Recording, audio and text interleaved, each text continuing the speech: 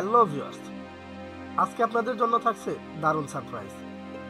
ইয়াশ ভক্ত এবং কি শাহরুখ খান ভক্তদের জন্য দারুণ সুখবর। ইতিমধ্যে গুঞ্জন শোনা যাচ্ছে ইয়াশ এবং শাহরুখ খান দুইজন এক হচ্ছেন বড় পর্দায়। কেজিএফ এর সাফল্যের পর বলিউড থেকে একের পর এক বড় বাজেটের সিনেমায় অফার করা হচ্ছে ইয়াশকে। এরই মধ্যে নীতিশ তেওয়ারির রামায়ণ সিনেমার মাধ্যমে বলিউডে অভিষেক হয়েছে ইয়াশের।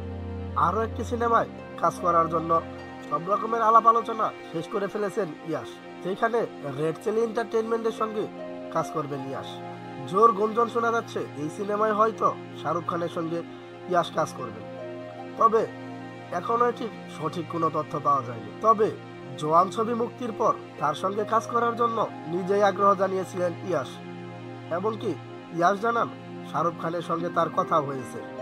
ইতিমধ্যে সামাজিক যোগাযোগ মাধ্যমে একটি ছবি শেয়ার করেছেন ইয়াশ।